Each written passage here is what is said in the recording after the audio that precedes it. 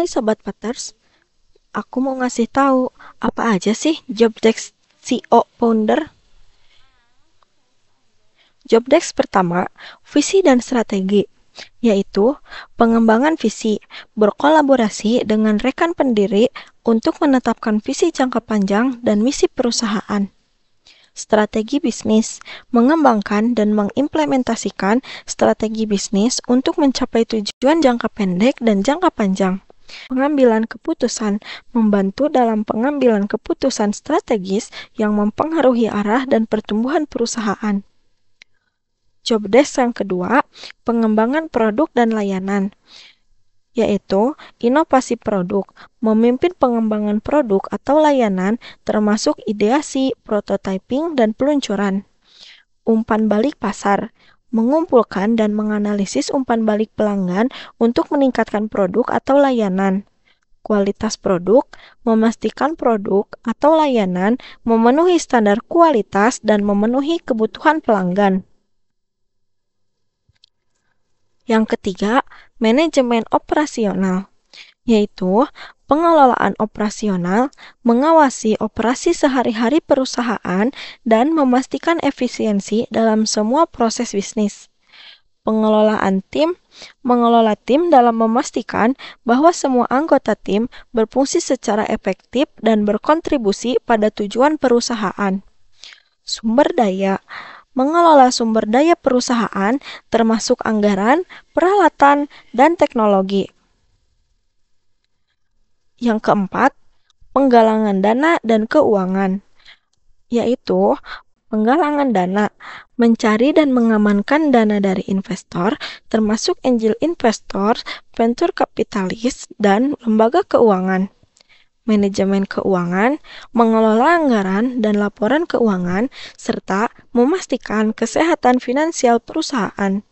Strategi investasi, mengembangkan strategi investasi dan pengelolaan aset untuk mendukung pertumbuhan perusahaan. Job desk yang kelima, pemasaran dan penjualan.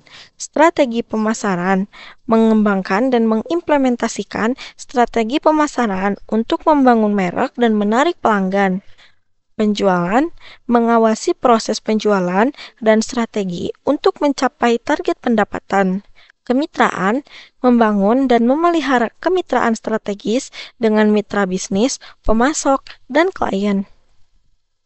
Yang keenam, kepemimpinan dan budaya perusahaan, yaitu kepemimpinan, memimpin dan memotivasi tim, serta membangun budaya perusahaan yang positif dan produktif.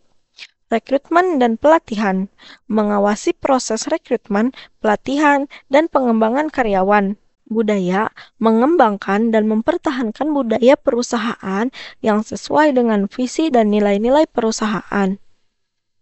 Yang ketujuh, pengelolaan risiko, yaitu identifikasi risiko, mengidentifikasi dan mengevaluasi risiko, yaitu mengidentifikasi dan mengevaluasi risiko yang dapat mempengaruhi perusahaan, termasuk risiko pasar, operasional, dan keuangan. Mitigasi risiko, mengembangkan strategi untuk mengurangi dan mengelola risiko. Job desk yang kedelapan, hubungan publik dan komunikasi.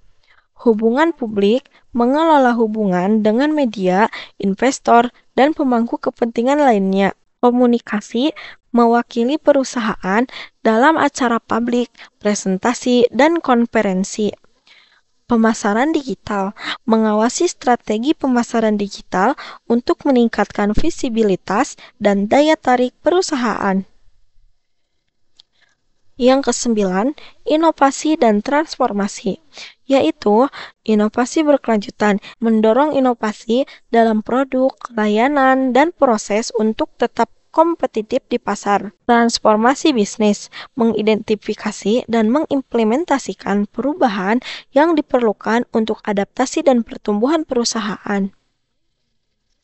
Job desk yang ke-10, kepatuhan dan etika, yaitu kepatuhan hukum, memastikan perusahaan mematuhi semua hukum dan regulasi yang berlaku.